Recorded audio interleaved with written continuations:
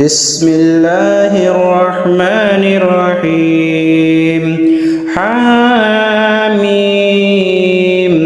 تنزيل الكتاب من الله العزيز العليم غافر الذنب وقابل التوب شديد العقاب ذي الطول لا إله إلا هو إليه المصير ما يجادل في آيات الله إلا الذين كفروا فلا يغررك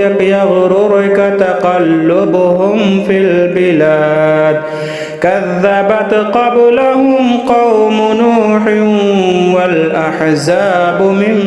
بعدهم وهمت كل أمة برسولهم ليأخذوه